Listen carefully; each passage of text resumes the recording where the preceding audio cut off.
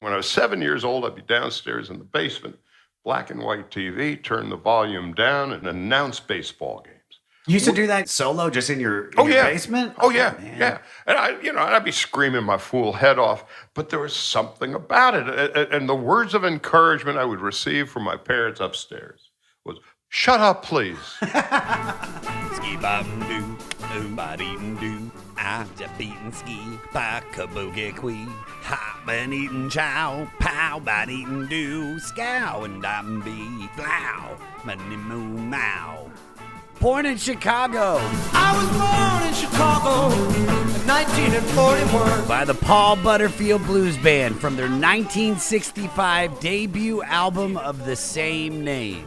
It's also number 468 out of 500 on The 500 with Josh Adam Myers, a.k.a. his fleeceness. What's up, everybody? Welcome to the only podcast where we go through Rolling Stone magazine's list of the top 500 albums from 500 down to 1. And we're at 468. We're making our way. Making my way downtown, nothing time, bye button ski button doo da. I love you, Fleece Army. I love you so much. You guys are great. Everybody loved the Andrew Santino episode. It's a great episode. If you haven't listened to it, go back, listen to it, because we've got so many more. In all actuality, we've got have we done? No, we haven't done. We've done over. I'm terrible at math, so I'm trying to figure it out. All right. 468 plus 2 is 470. We've done 32 episodes. What the fuck, dude? That's insane. I just showed how dumb I am. Thank you if you did the Instagram stories, guys. Keep helping get the word out. Take a screenshot of how you're listening to the 500 and tag me at Josh Adam Myers and do a hashtag the 500 podcast. Give me a 24-hour ad on your social media. I love you to death. Today in music for June 12th, in 2015 in Gothenburg, Sweden, Dave Grohl from the Foo Fighters fell off stage and broke his leg. He had his leg set backstage and returned to perform more songs. I get that because I have fallen while being crowd surfed, while I'm crowd surfing. And I remember one time they were carrying me from I jumped into the crowd and I kind of went out a little bit. And then they started bringing me back, and then they just dropped my, body on the side of the stage. So the corner of the stage just, crushed, my ribs and my kishkas. That's what we call that area, the kishkas. That, side area that, if you touch it, it's fine. But if somebody else touches it, you're like, get the fuck off of me! Oh, my God, that tickles like shit. So that's the most gangster shit. When it happened to me, when I fell and I got hurt, it was the end of the show. So for Dave, but you know what sucks is that because he did that and he built that throne and he started playing from there. In my opinion, that was just, it took all, how would you like to get tickets to go see him? And I remember Axl Rose had it as well. And to go see your favorite band while they're on a throne, I mean, I don't know.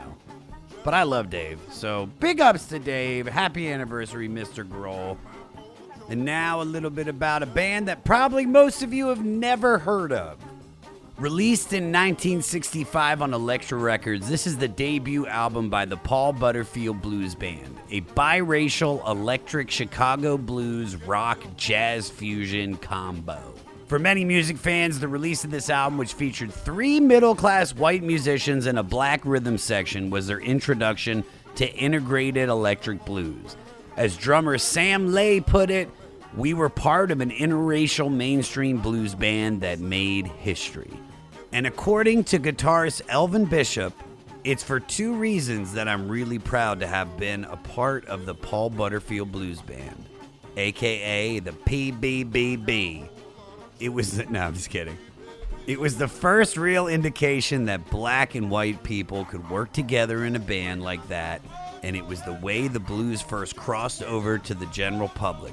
Before that, the blues was kind of a small department of folk music. In America, the band were among the first to play Bill Graham's ballroom clubs like the Fillmore East and Fillmore West. famed concerts like the Newport Folk Festival in '65, where some of the band also backed Bob Dylan's first infamous electric performance and Woodstock. I ain't gonna work on Maggie's farm no more. The band was discovered in '64 by Elektra staff producer Paul Rothchild, who would go on to produce The Doors and Janis Joplin, after being told by a friend that the best band in the world was on stage at a blues bar in Chicago.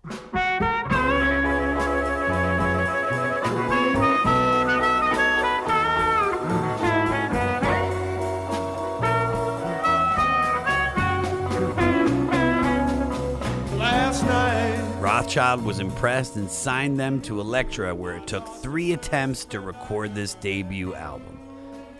This is a great band. This is an incredible record. And I got a real fan. My guess is a legend. One of the original Sports Center anchors. You know him for when he laughed at Carl Lewis when he sang the Star-Spangled Banner prior to a New Jersey Nets game.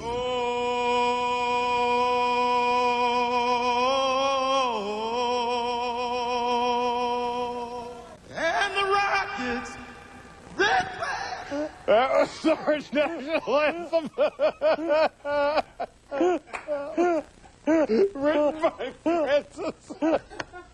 Written by Francis Scott off-key. Those were last night's lowlights. They were last night's highlights. He's also the voice of the LA Dodgers, who took over for Vin Scully. And with 2 out, you talk about a roll of the dice. This is it. High fly ball into right field. She is gone! I lost the best friend I ever had. Ladies and gentlemen, my guest this week is Charley Steiner. I am stoked that I got to sit down with him. He's a real fan. He's seen him live. He loves the PBBBB. Don't forget to listen to the end of the podcast, guys, where we're going to spotlight a new artist that was directly influenced by the PBBBB. Also, rate, review, and most importantly, subscribe to the 500. Follow me on all social media at Josh Adam Myers. Email the podcast at 500podcast@gmail.com. And for all things 500, go to our website, the500podcast.com.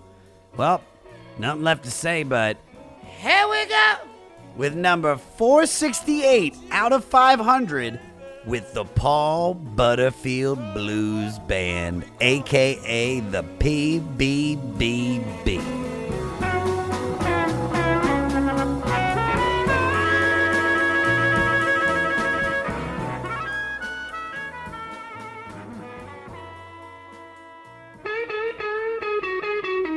Got my Charley Steiner. Got your Charley Steiner.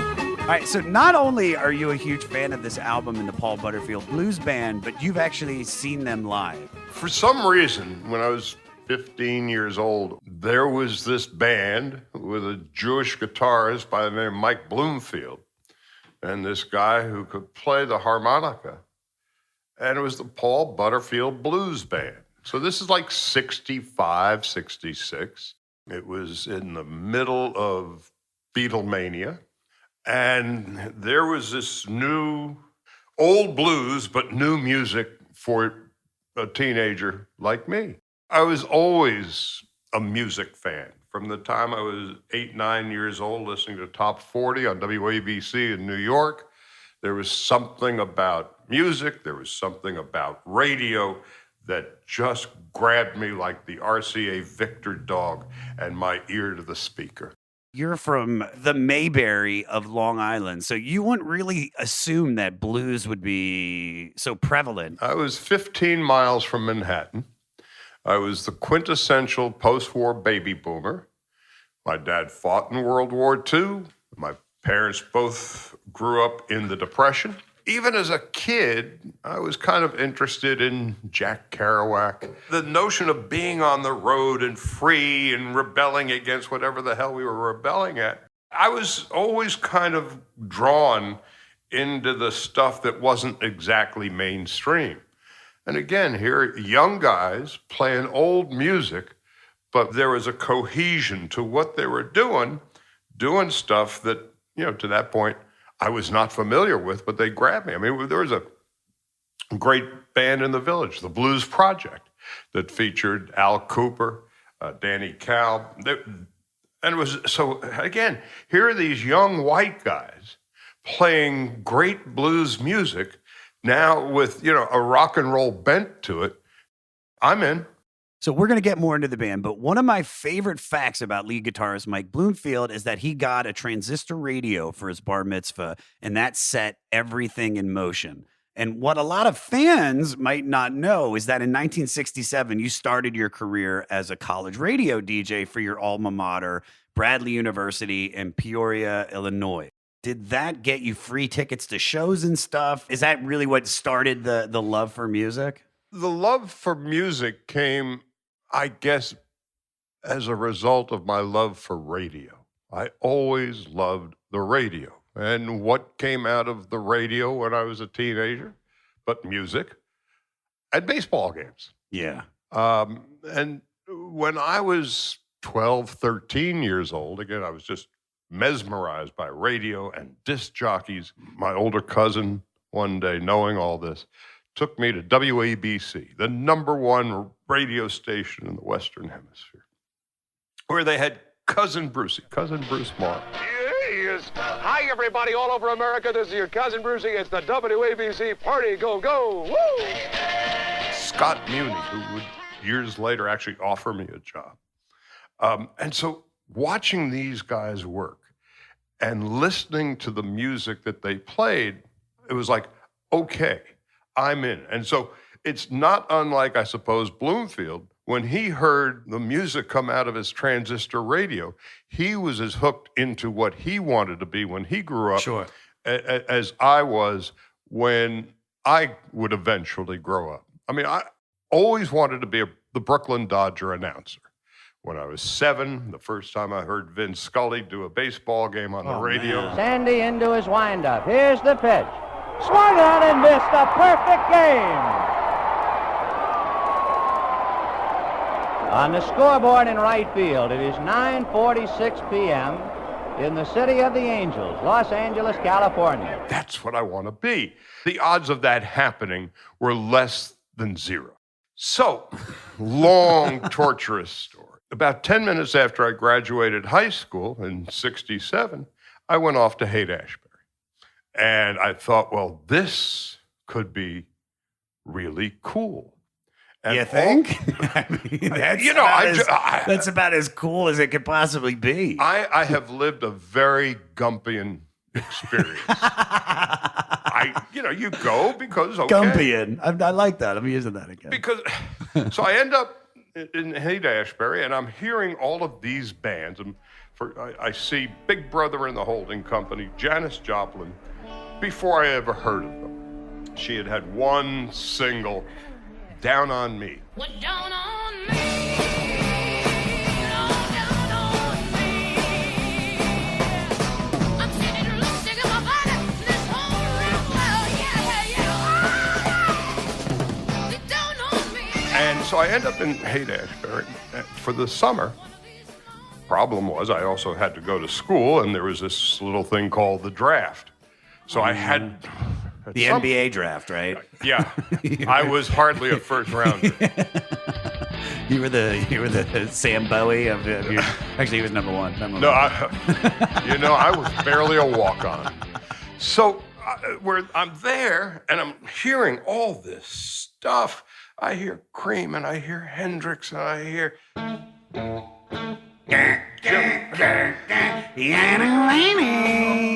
I remember seeing come on. And I had just a blistering headache before, and it was torturous but spectacular.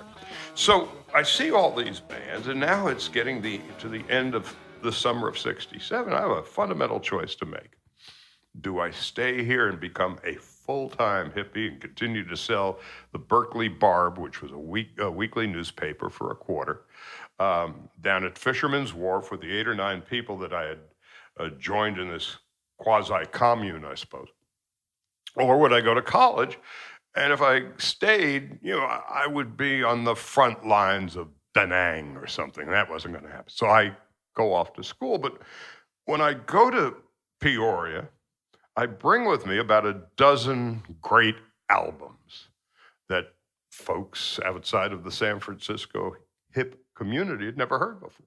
So I show up, college campus, and hair down to here, and I walk into the radio station. I said, "Hi, you're going to get to know me. I'm going to be here for a long time." And so I brought these records and started playing them on the radio. And I doubt that Butterfield was under my arm, but certainly it was there. And so I started playing. Now, this is how old I am. The show that I did, my first radio show, and the title of the show was not as stupid then as it sounds now. It was the Flower Power Hour. Yeah, dude. 50 years later, I still apologize for that. It's a great name. But it shit worked. on that. Flower Power Hour. That's classic. So I played that stuff all the time. And again, I always wanted to be the Dodger announcer, but I loved radio. And if I couldn't go that way, maybe I would become a disc jockey, an underground disc jockey. Again, how long ago was it? This is now classic rock. That stuff was new when I was playing it. That's awesome. And the only thing on the radio in those days, quote unquote, classic or classical music was on FM, and it was Tchaikovsky and Shostakovich and Beethoven. So now I'm playing all this weird stuff and loving every minute of it. And, I'm playing it on a college radio station for my contemporaries who are all 18, 19, 20, 21 years old. And it was, again, it was a time of, don't want to get too heavy. It was a musical discovery, a spiritual discovery, a political discovery. That's what it was in the 60s when we were post-war baby boomers growing up. But that's continued even into, so Jeremiah, who you worked with on the Sirius show Baseball Beat, said that you were so obsessive about choosing exactly the right song for each guest that appeared on the show. When did you make the real jump from music, DJ to sports? It wasn't a jump as much as it was an evolution. Again, when I was starting, FM radio was not a lot of rock. Maybe there was one station per market. I don't know why that just shocks me because it's like I thought every town had like their one rock station. DC 101. Before that, there were none. And at some point, there had to be one. Wait, so then who was playing the Beatles and shit like that? Well, no, that was top 40. Those were the forget hits. about that. Those were the hits. Album rock, it was a big deal if you played a song that lasted more than 3.5 minutes. And now all of a sudden you have these songs that are going 7, 8, 9, 10 minutes, where a top 40 commercial station did not have the time, luxury, or inclination to play longer music. So that's when it became FM underground. And FM After Dark. And that's what it was. I mean, it sounds you were on the forefront of that. It sounds as dopey as the Flower Power Hour. But it was this was a first. This was a whole new trend, not in music, but in broadcasting. We were all doing stuff for the first time. You're creating it as you go along. Oh, yeah. Absolutely. Oh, that's got to be so exciting. Oh, it was fabulous. Again, I've been really lucky, whether it was doing that or as the career went on, going to ESPN, when we kind of evolved out of that. And, when it worked, it was great. When it didn't, we didn't do it anymore. Those were the luxuries that I had in my career, just, again, being Gump-ian, just being in a right place, right time where all this stuff was happening. You just go out and do it. And if it works, cool. And if not, no harm, no foul. And so, again, going back to my college radio station, I'm showing up with all this music nobody had heard before, and people going, "Wow, who's she?" Oh, that's Janis Joplin. Oh my God. Again, You just forget. It's like you forget that these people were, because I see them only as icons. And then you forget that at one point they were nobodies. And they were, they were 20-something years old also. Yeah. Well, again, whether it's Paul Butterfield or Janis Joplin or Grace Slick, I mean, they were kids too. And I just happened to be listening to them and was fans of them when I was a kid. But let me not just to go off of that. Like, how have you been with keeping up with music now? I don't listen to it much. When did you stop? What's the year? You're like, when I heard "Guilty" by Barry Gibb and Barbra Streisand, that was it. I tapped out. Again, it's a product of age. Yeah. And I'm proud to say it. Early to mid '60s is when I started listening to 45s on AM. You had the San Francisco Center. You had folk. You had rock. You had the British invasion. Of course, the Beatles. Then along came Motown. So all of this stuff had never been played before, much less recorded before. So we were there at a time, and damn it, I don't mean to sound like a dinosaur, but the fact of the matter is this was all new and utterly created at a time when I was growing up. I don't listen to a whole lot of the new stuff, and when I do come across an artist, it's like, wow, great.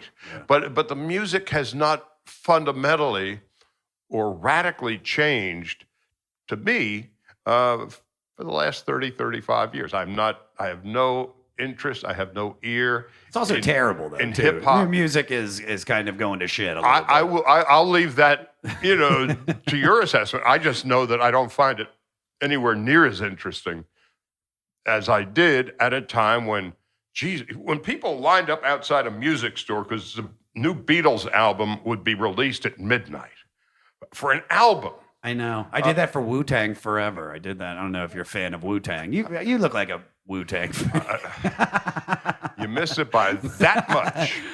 I'm a fan of Jew-Tang. It's a Jewish drink. It's Jewish orange soda. Low-cal. You never got into grunge or any of that kind of stuff, Nirvana? Really. But you appreciate it, though, of course, right? Because you can still hear it and go, oh, that's a good song. Yeah. But, and it's kind of like, I covered boxing forever. And I was fortunate, again, going back to this Gump-ian thing, I covered the last great era for the sport. My first fight was Ali Holmes. My last fight was Tyson Holyfield in the ear bite. Oh, my God. And I looked into the camera that night and said, Evander Holyfield and a portion of his right ear were rushed to the hospital in separate cars, which was true. But boxing has not been the same since occasionally there's a fight. 100%. So for me, music has gone the same route as boxing. It's just simply not as interesting to me as it was at a time when I was intimately involved with it. No, completely. I can completely agree with that. All right. I don't want to embarrass you, but I think this is such an amazing success story. I read that when you graduated from Bradley in 71, you had $700 to your name.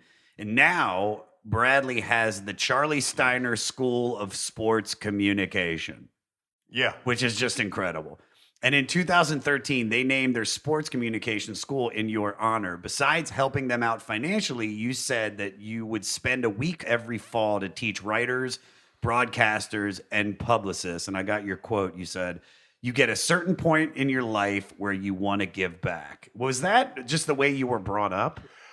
I wasn't brought up to flex? I wasn't brought up to say, hey, I'm going to have a school named after me someday. No, but I mean, it's like... the most my father ever made in a year was $18,000. They were middle class.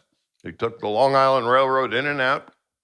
A train at 7 o'clock in the morning. He'd be home at 6 o'clock at night. On the food chain of middle class life, we were just a little bit below the Cleavers. When I was 7 years old, I'd be downstairs in the basement, black and white TV, turn the volume down and announce baseball games. You used to do that? You used to do that solo just in your basement? Oh, yeah. And I'd be screaming my fool head off, but there was something about it. And the words of encouragement I would receive from my parents upstairs was, shut up, please. Please, we beg you. But they always knew this was They're around. like, honey, it's going to extra innings. Like, you gotta shut this motherfucker kid up. God damn, we have dinner. But to their credit, they said, my mother would always say, if it doesn't work out, you can always work for your father. What did he do? Well, he had a little plastics factory in Manhattan. I mean, I'm telling you, $18,000 a year. And I worked for him one summer, and I knew that was never going to happen. Yeah. And so then I started on this journey. So I get to this little school in Peoria, Illinois, Bradley, which was a great basketball school. That was my path. I went there in hopes of announcing some basketball games that I could begin this career. I came to the conclusion early, Davenport wasn't meant for me, and I wasn't meant for Davenport. It was the only time I ever thought, well, I'm just not good enough if this is where I have to stay and live my life. And then at the last instant, guy that I was rooming with was sending out air checks in hopes of finding a job at some radio station somewhere. And he called this one particular station in New Haven where he had sent an air check. And he said, well, have you listened to it? And the guy at the other end of the phone said, yeah, but it's not exactly what we're looking for. But who was the newscaster on your tape? It was me. And he said, do you know him? He said, he's my roommate. They put me on the phone, and I get the job. And so I was able to make the escape from Davenport. And then I was in New Haven and Hartford and Cleveland. And in those years, I was a newscaster, and I was running news departments. I was 23, 24 years old. And two of the four stations over the ensuing years became all news. And so suddenly I'm a news director at news stations. Get a job in Cleveland to run an all news station. And they had just fired an old sportscaster. They needed a sportscaster, and I hired me. So I did sports and ran the news. Then, through a bunch of weird shit, I get hired in New York at 99X, which was a big top 40 station. And that's in the late 70s as disco was beginning to happen. And we were a top 40 station, but I was the news guy. If I can't have you, I don't want nobody, baby. Well, not quite. But what happened was Saturday Night Fever came out. Oh, it's so good. And the top 5 songs every week were Bee Gees songs. It's Night Fever again, guys. And this is where a fellow named Bobby Rich was the program director of the station. And he came up with a wonderful bit. It would be a no Bee Gees weekend. It was disco, yes, but musically it was good stuff. RKO, which owned 99X, had a radio network of which I became the sports director. RKO was started by David Sarnoff. Is that true? I took a class in college, Intro to Electronic Sarnoff, Media. I think, was NBC. But it had 3 letters. You were close. I'm sorry, Professor McGillicuddy. I didn't remember anything from your class. McGillicuddy had more letters than either one of the networks. So anyway, making a long story seemingly endless, suddenly was in at this network where I was now running the sports department, and I hired a young John Madden who had just retired from coaching. Oh, my After he God. takes a penalty, Bob Greasy used to be the master at this. He said, I always get him when I go, hut, hut, hut, and then hut, and it's on 4. Now watch him. He's going, hut, hut, hut. See, but the guy got his guy, Keith Van Horn, number 78, instead of the Ram defense. McMahon was trying to get them, and it got his own guy. I think you just got half of our audience, too. And a 21-year-old kid named Keith Olbermann. Reggie Miller from way downtown. Bang. And then Mark Jackson's turn, also from three-point land. Jackson again. Circus move. Pacers on a 9-0 run. Just walk away, PJ. And I'm working now on the AM station, WOR, which is the #1 morning show and had been for 50 years. station purchases the rights to the United States Football League team in New York, the New Jersey Generals, who would eventually be owned by Donald Trump. Yeah. So I have a long, sordid history with him. And then I'm getting out of the music end, more into the news and sports end, then the play-by-play end, and then ESPN comes along, and I do 14 years there. And then I get an offer to go to the Yankees, and I'm there for 3 years. And then in 2004, the Dodgers asked me if I'd like to join them and do the play-by-play. How fucking cool is that, Oh, man? hey. Dude, you are Forrest Gump. I'm not kidding. I've had an unbelievably fortunate run. Branch Rickey had a great line. He said, luck is the residue of design. And I just happened to be in places when shit happened. And I didn't drop the ball too often. And so getting back to the school thing. So I go to Bradley. Unbeknownst to me, all of these incredibly talented sportscasters happened to go there. I didn't know. Jack Brickhouse, who Hall of Famer, who broadcast for the Cubs for 50 years. Chick Hearn, who did the Lakers until he passed away. Ralph Lawler, who had just retired from the Clippers after 40 years. Bob Holtz, Mark Starr, Bill King, who did the Athletics and the Warriors. There were about 15, 16 great sportscasters who just happened to go there. And then Bradley came to realize, hey, we got a little something that just kind of fell onto our plate. Then they started adding broadcasting classes. And they would ask me about content and curriculum.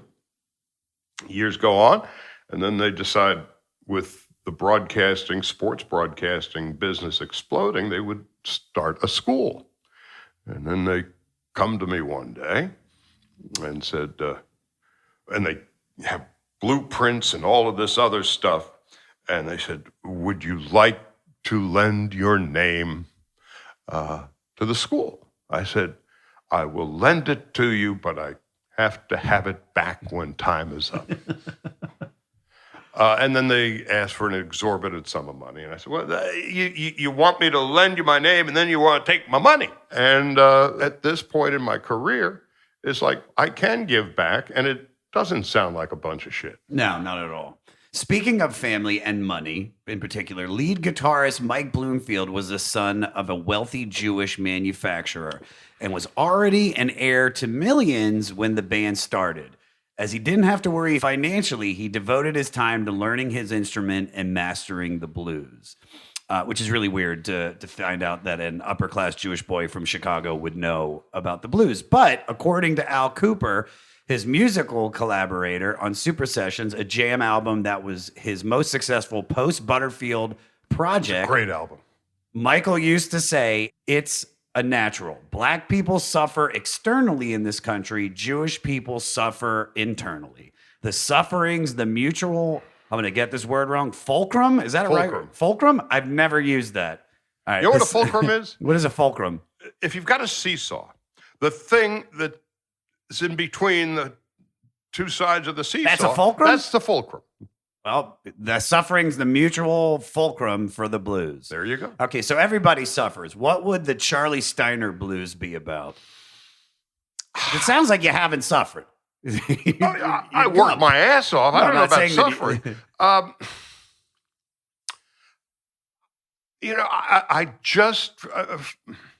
I think, again, seeing how hard my dad had to work and how my mom was a full-time mom, there was very little margin for error.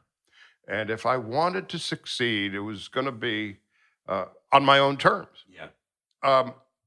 And I think, and I'm not a religious guy at all, but I think if you've got an ounce of Jewish blood in you, you know, the Holocaust is just part of the DNA. And I don't pretend to be religious, but I suppose maybe that's where the seed of the blues comes.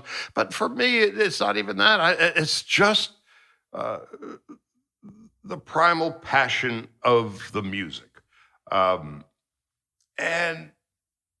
so I would kick back and turn the music up. And again, when post Haight-Ashbury and the San Francisco sound and all of the other stuff, there was a nice continuity about blues music. And, a guy like Paul Butterfield and harmonica, it's a harp, was spectacular. Bloomfield Spectacular. And Bloomfield was great. Al Cooper, who I first became aware of, and we talked about this band earlier, the Blues Project, back in New York in 65. And so it was natural for me. Relating to the music sounds a little grandiose. I just like the sound and feel of it.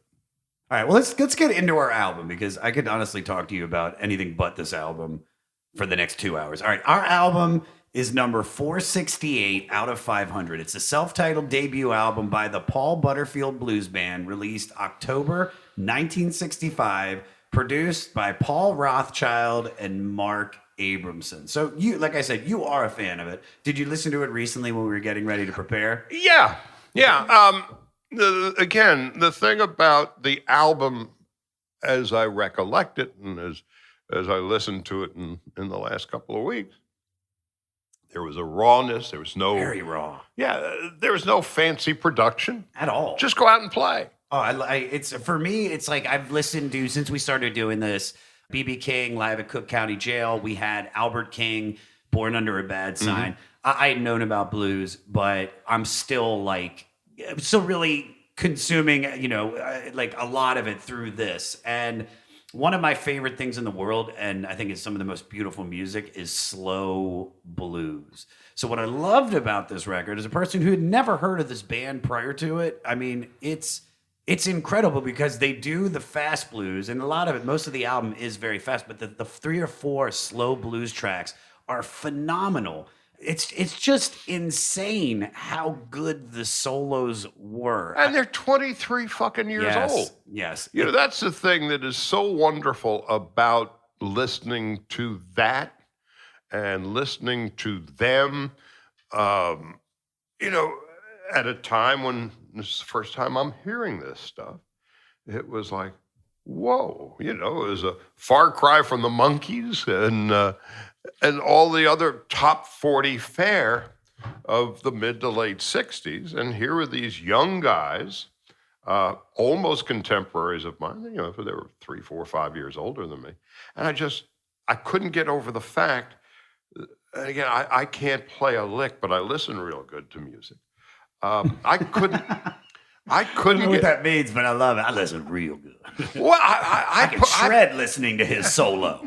I put my my headsets on and I just sit back. And in the old days, I would have the big speakers and I would sit between them and crank it up. That's what I do. I went and put speakers all around my apartment. Yeah. It's the best thing in the world. So again, there was something about them which was non-commercial. Yeah. Which also was one of the things that kind of attracted me to it. And then I took notice that, they were actually playing. I mean, not on big stages, but in clubs. Yeah. And the first road trip I took when I was 17 with a couple of buddies of mine, we drove up from New York to Montreal because Paul Butterfield was playing there. Nice. And we had a great time. Oh, I know. Montreal is the shit. I go every summer for Just for Laughs. You should have been there in 1966. Yeah, I was going to say, to be 17 there? Yeah. Oh, just raging hormones, just like Woo! Poutine! Well, I wouldn't- Amongst other things. Probably not to that degree. We were just young guys getting in a car, a road trip. That was a perfect impersonation of a 17-year-old getting into Montreal, by the way. But you know, guys. I'm for the first time in a city where English is not the dominant language. Going across the border was a Exciting. big deal. Yeah, it's exciting. You know, it was a 6-hour drive maybe, and then at 1 or 2 o'clock in the morning when that's when bands were playing 2-3 shows a night. Really? Oh, I never even thought about that. I would have thought they would be like at 8 o'clock. They're done. No. So the shows. Look, in those days, again, I'm a walking, talking dinosaur. These bands would play 2 or 3 shows a set, and in some clubs, you were ushered out, and it was And the new audience and a came new in, yeah. audience comes in, and it was a bar and tables, and they'd play. In New York, you had the Bitter End, Cafe A Go-Go, and it We're was going to talk about it. So a lot of those places that they played at, yeah. and so those were their venues. That's what they played, and it was not uncommon to do 2 or 3 shows. And the last show, the liquor was looser, and so were the licks, and that's where you wanted to be. And You remember everything about that show. It's just. I remember the ambiance. I don't remember the specifics of the show, other than I was a teenage kid in this blues club, late at night, early in the morning, far from home, and maybe 100 people in the place. That's what it was. I mean, these are not auditoriums. No, I know. Yeah. So so seeing them, that's the first time you've seen them? Mm-hmm. All right. And do you remember any thoughts of of the set, of just how you felt? It was, for me, the overwhelming memory is that I was in a different country. Sure. No, I get it. Far from home. And this wonderful music is just, just exploding inside my brain.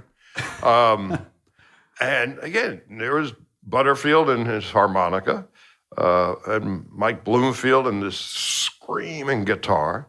And as you said, you get the slow blues, and then they bring it out. in the album. They bring it. Oh yeah. Let's just dive into the album. So the album starts with Born in Chicago. Peter, play the intro for me.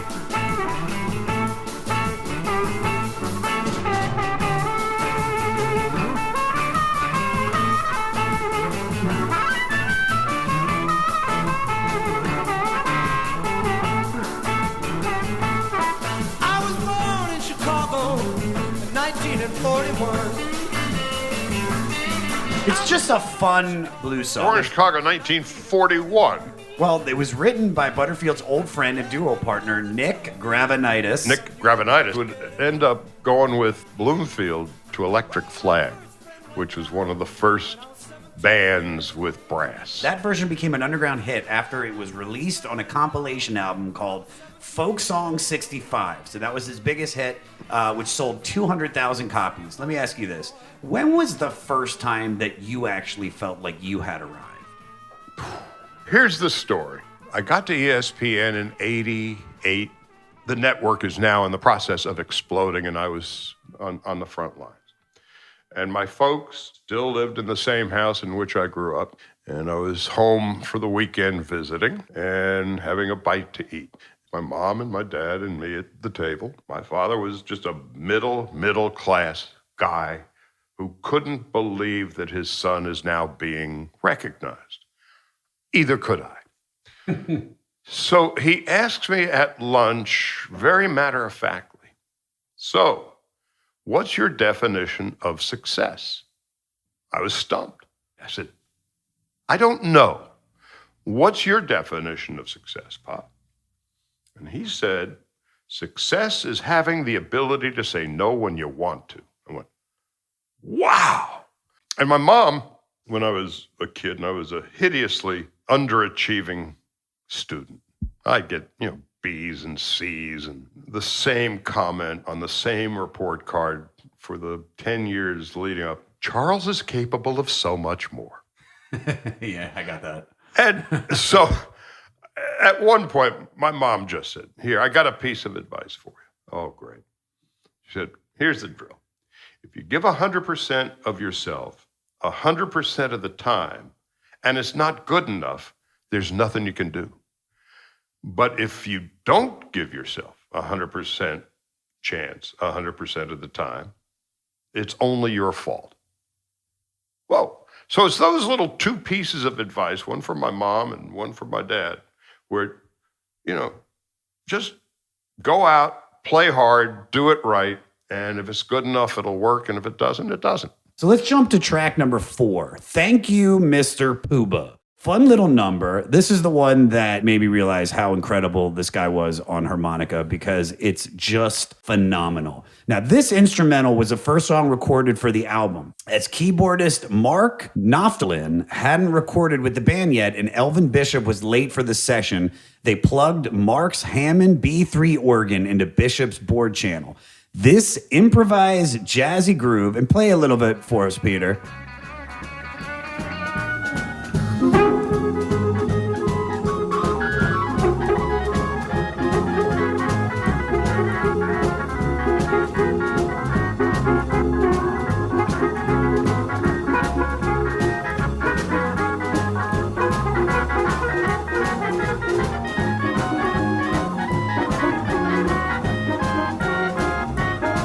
This improvised jazzy groove warm-up with traded solos became the 4th song on the record and one of their most popular.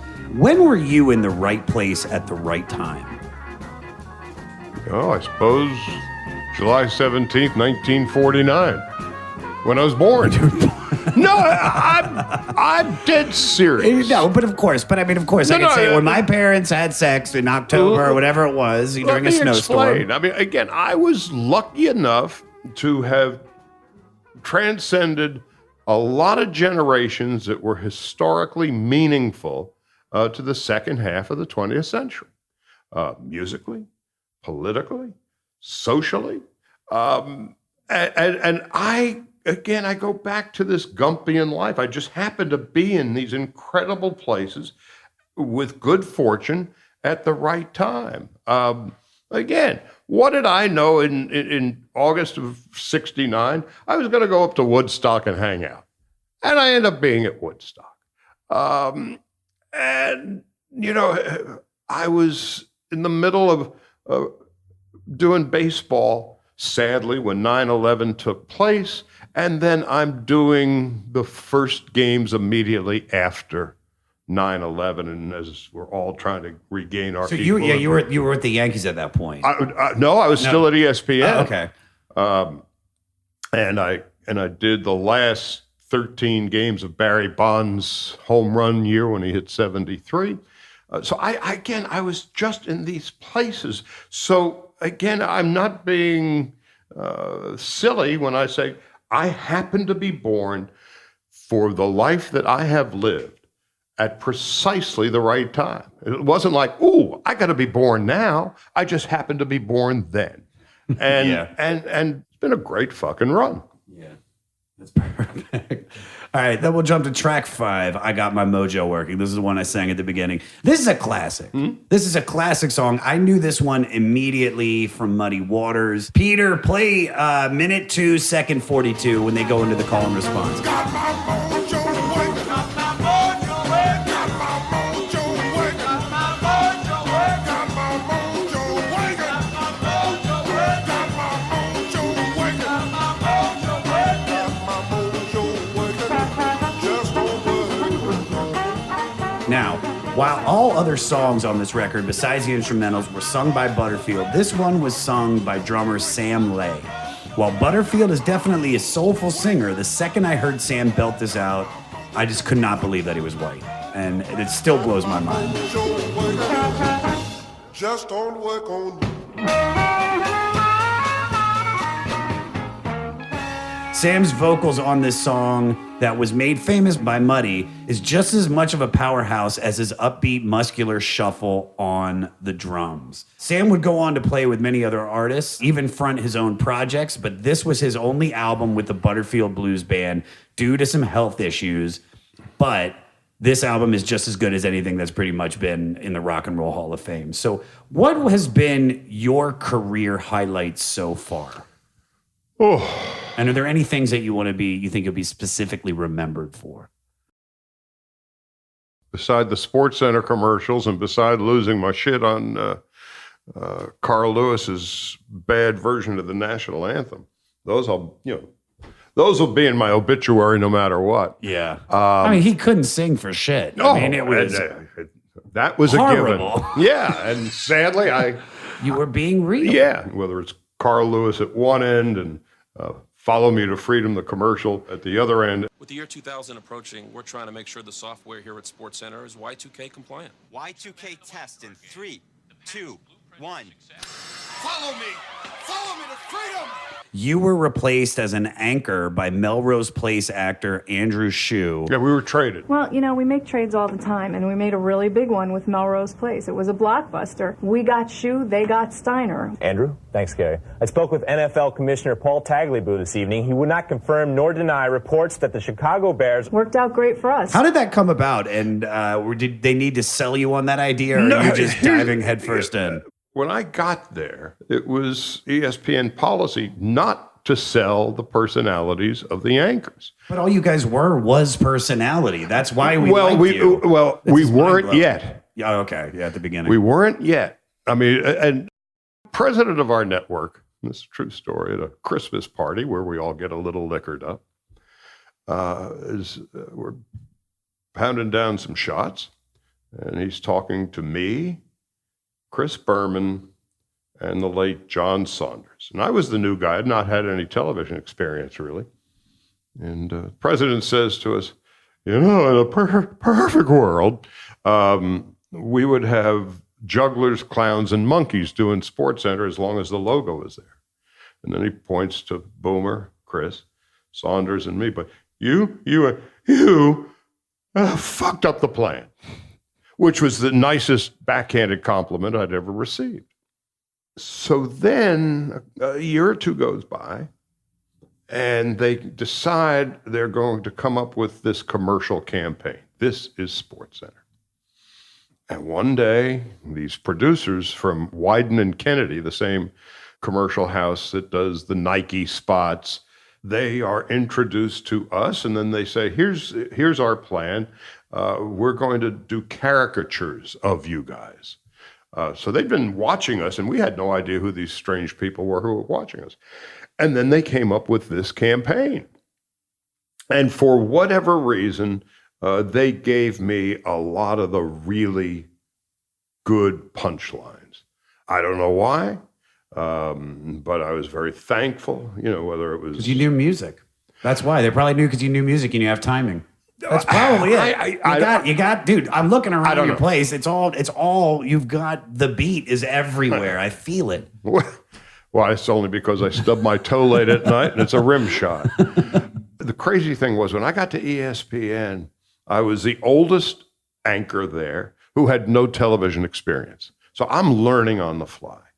And so the concept behind the Melrose Place spot was that the veteran, me, was going to be traded for the young guy, Shue, Andrew Shue.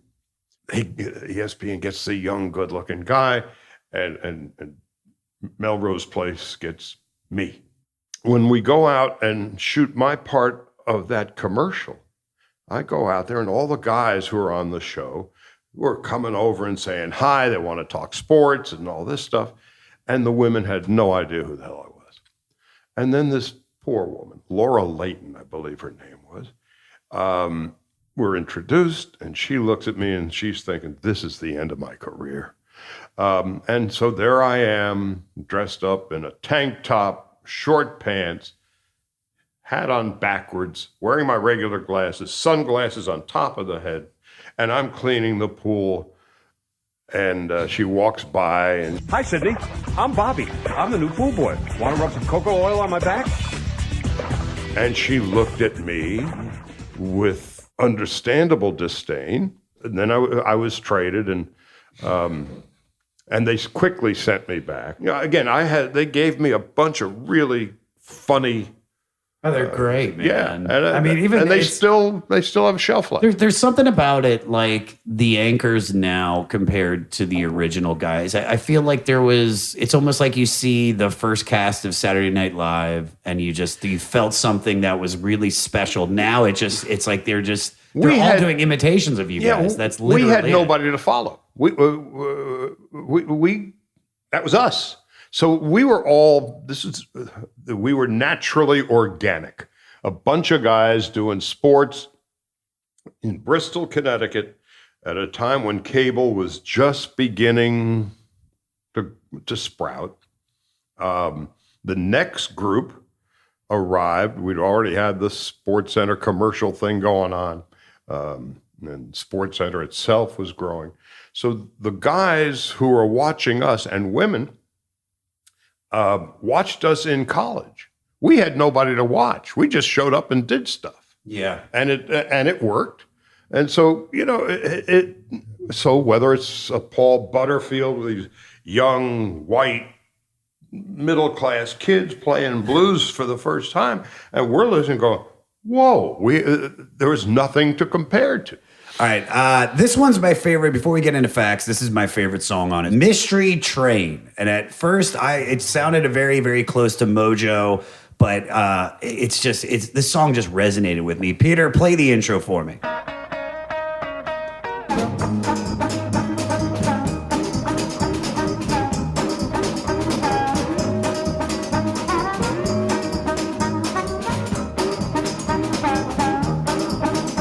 This 1953 Junior Parker and Sam Phillips composition was lyrically similar to the 1930s folk song Worried Man Blues by the Carter Family. And when Elvis Presley released his version in '55 on Sam Phillips' Sun record label, it made him a national country star. Now, although the lyrics have varied slightly with each cover version, this upbeat rockabilly number still contains the elements of loss of the original. What have been some of your most profound losses?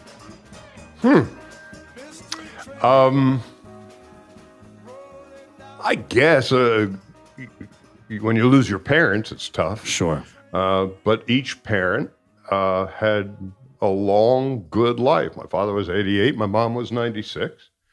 And one of the things I've come to learn, the smarter they've become, the longer they've been dead. Thinking back to the stuff that they would tell me then, I go, yeah. Again, upon reflection, they always had their best interest in me. And so when they said stuff, they meant it. I just, as a kid, didn't think it was that big a deal because that's what parents say. But, you know, certainly losing your parents. But I was lucky. I had an offer to go to the Giants or the Yankees at the end of 2001.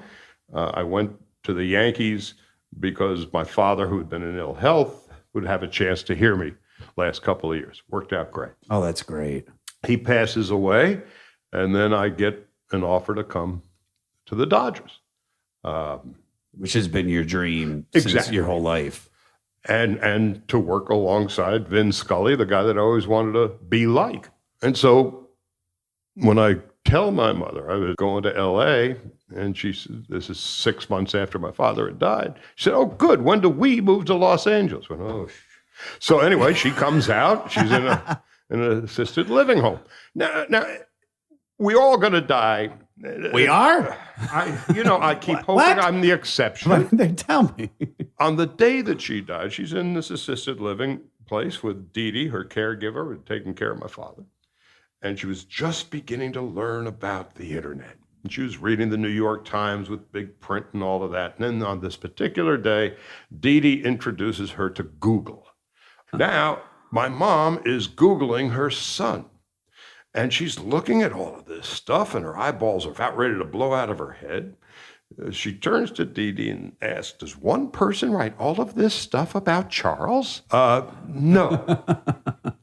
And 2 or 3 or 4 minutes later, she gets up for a bite of a ham sandwich or whatever it was. She has a stroke and dies, which is if I'm going to die, that's how I want to go. Never knew what hit her. And she was 96. So both of my parents, nobody ever dies healthy. But they went out in a good place and a good space. Oh, completely. To go off the title, though, what do you think are some of life's mysteries? Why there's so much inherent hate. Yeah. I don't get it. I don't get where this country is now. I don't understand it. Have never understood it. That to me is the greatest mystery. It just blows my mind. Yeah, it's so sad. Especially when you see it coming out of the woodwork. It's like you get to a certain point, you're like, I feel like, yeah, there's people that still hate people, but for the most part, it's pretty, there's a lot of love. And then something happens like what happened with, the government changing, and then it's just, and they all come out and you're like, what the, where did that come from? Yeah. It's like somehow, some way they lifted the rock, and underneath all this hideous stuff has now been exposed. And that's one of the great mysteries, and one of the things that probably saddens me most. Yeah. After that, I don't worry about the bigger picture. If there's an afterlife, my first words will be, Jesus, am I surprised? All right. Mellow down easy.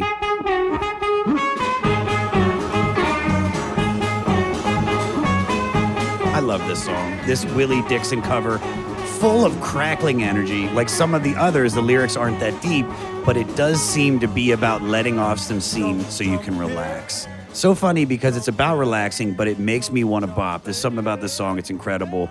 What are some of the most exciting games that you've ever seen and or called? I guess the game in which Aaron Boone hit a walk-off home run to end the 2003 American League Championship Series in the bottom of the 11th, Game 7. I happened to be lucky enough to be at the microphone when Boone hit the home run. His first at-bat of the game. There's a fly ball deep to left. It's on its way. There it goes. And the Yankees are going to the World Series. Aaron Boone has hit a home run. The Yankees go to the World Series for the 39th time in their remarkable history. Aaron Boone down the left field line. Yankees win. The Yankees win. And thankfully, that call still has some resonance because it just came out of the blue. I remember when Michael Moore was beating the hell out of George Foreman until Foreman just hit him with an uppercut out of nowhere. That was like, whoa. There was a game that the Dodgers played against the Padres maybe 10, 12 years ago when they hit 4 consecutive home runs in the bottom of the ninth to tie the game. And Nomar Garciaparra hit a walk-off home run in the 10th to win that game. That was kind of fun. We talked about exciting games. How do you mellow down after calling such, incredible games? I got one more for you. No, keep going, please. The Jets and Miami Dolphins played an epic game in 1986. And the Jets came from behind and won in sudden death. Well, they tied the game on the final play of the regular time, and then won on a long touchdown pass from Ken O'Brien to Wesley Walker. And they won 51-45. And it was just one of those games where when it was over, I remember signing off and leaning against the wall and just kind of shrinking to the floor. I had nothing left.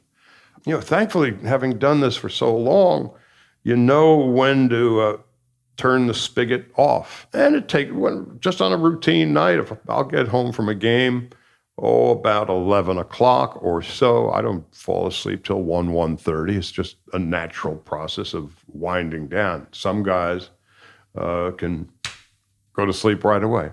I need to decompress. Glass of wine and call it a night. What do you do when the game's boring, though? How do you spice? Do you ever feel the need to spice it up? No, but what you do, years ago, John Miller, who great baseball I know John. He used to be an Orioles guy. Yes. He looked like Ben Franklin. Yes. John's a dear friend. He did the Sunday night games on television. I did the Sunday night games on radio. He does the Giants. I do the Dodgers. We've been friends for a very long time. About 20 or so years ago, we're in New York and we're doing a playoff game. He's doing the TV, I'm doing the radio, and we're having dinner and having one of these dopey philosophical discussions about our profession. And I said, so what do you do? He said, just tell them everything you see. It's that simple. So if it's a boring game, you try to, tonight we got a stinker, kids. They're 12 it's 12-3 in the seventh. Oh man, anything can happen. No, ain't nothing going to happen. And so that, I always have viewed myself as a barometer and thermometer of a game. If it's good and exciting, we're good. And if it's not, you can't make chicken salad. So you want to be prepared for stories and vignettes, like an insurance policy. Do you have any of those insurance policies you can give us? Like one of those, what's your go-to vignette? Oh, it really depends on where the game is at. Is there somebody who's done something exceptional, somebody who's done something hideous? I mean, we were just in Tampa the other day, which, the regular season ends in Tampa on opening day. It's brutal. Yeah, dude. Just Florida in general. They had 12,000 people inside Tropicana Field.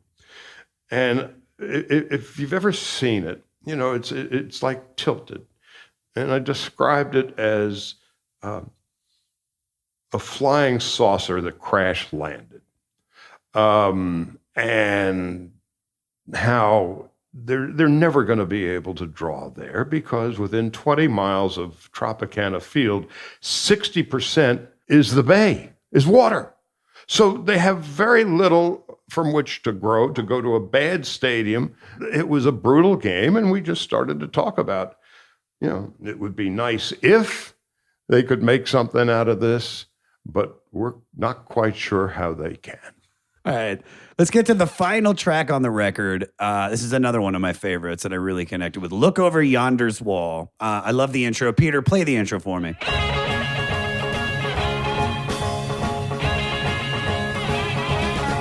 Look over yonder's wall, hand me down my walking cane. Well, I got myself a woman, yonder come your maid. This just kicks in. Now, this was originally written as Get Ready to Meet Your Man. This blues song was first recorded in 1945 by James Beale Street Clark, who was also known as Memphis Jimmy. It's a great name. By the time Butterfield got to it, it had been recorded as Hand Me Down My Walking Cane, Just an Army Boy, Yonder's Wall, Crutch. The names keep going. Although the lyrics were changed a bit, but it's still a story of a mean woman who happens to be cheating on her war veteran husband with the singer.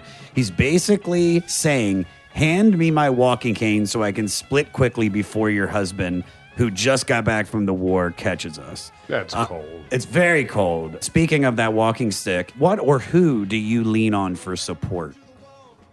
Ooh. Names that you don't know? Is there anybody who's your Yoda?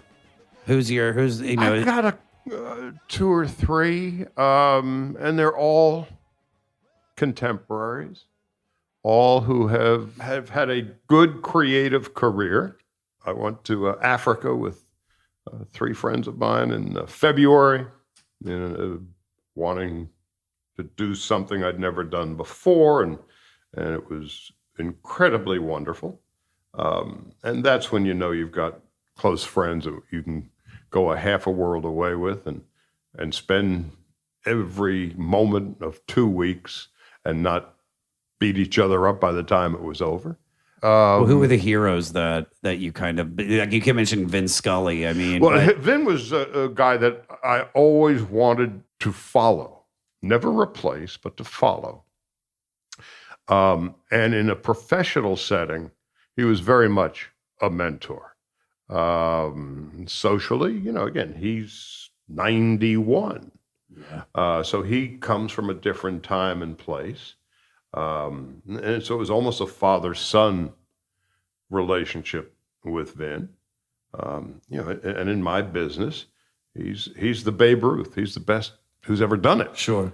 And for him to have interest in me and friendship with me was always a big deal.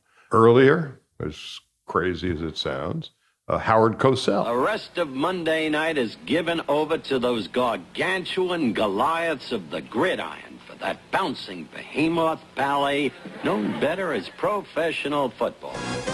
Howard was the first sports television journalist. They had not existed until he did, and in the latter stages of his life and career, I got to know him very well. I mean, the three guys who most impacted me were Vin, Howard, and Muhammad Ali. Bad. Been chopping trees. I done something new for this fight. I done wrestled with an alligator. That's right. I have wrestled with an alligator. I done tussled with a whale. I done handcuffed lightning, throw thunder in jail. That's bad. Fast. Last night I cut the light off in my bedroom, hit the switch, was in the bed before the room was dark. Incredible. Fast. Incredible. And you, George Foreman, all of you chumps are gonna bow when I whoop him. All of you. I know you got him. I know you got him picked, but the man's in trouble. I'm gonna show you how great I am. Ali was courageous. He just felt and did what he thought was inherently right, especially at a time during Vietnam. He was the guy who led my generation. I wish I could talk to you longer. This has been great. Thank you so much, Charlie, for coming on. And also, if you can, give me any Diamond Club tickets. It's my favorite place to watch a game. And I'd love to sit next to Pat Sajak the next time the Orioles come into town. This was so great. Thank you so much, Bud. My pleasure. Thank you.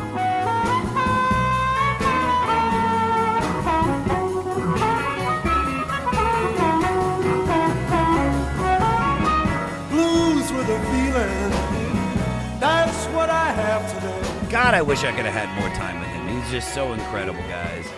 Charley Steiner, ladies and gentlemen. Listen to him every Los Angeles Dodgers game. And for all things Charley Steiner, go to his Facebook page. I can't believe I'm saying this. That's how you know the motherfucker's old. It's like he just got a Facebook page. But go to his Facebook page, which is just Charley Steiner. He is an incredible guest. I'm so happy I got to sit down. I'll be posting his mixtape track listing link, and for all things 500, go to the500podcast.com. Email the podcast at 500podcast@gmail.com, and follow me at Josh Adam Myers on all social media. June 13th, Shimmy Shimmy Ya at the Comedy Store, 2 shows. June 17th, the Goddamn Comedy Jam at the Lyric Theater. And June 21st through the 23rd in New York City, actually Brooklyn, I'll be doing Skankfest. All tickets on my website at joshadammyers.com. Don't forget, subscribe to your favorite platform in any way you listen to podcasts and give this a 5-star rating and review it. Say you love it. Just say, fuck the 500, 5 stars. Don't forget to follow my writer, Morty, at DJ Morty Coyle, and check out his Instagram page where him and his daughter sing songs at Bein' Daddy Cartoons. Now, we just listened to the BPBB from 1965. Now, here's an artist that is directly influenced by this album. Here is Duran Jones and the Indications and their song Morning in America. And if you're in a band and were directly influenced by one of these albums or artists and you want your music featured on the 500, send us your song to 500podcast@gmail.com.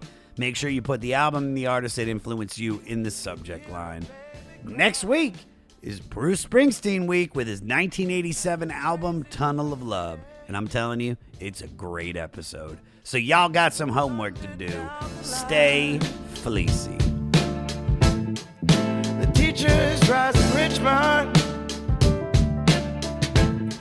as they sleep in San Antonio, while the harbor lights on Baltimore got nurses headed home.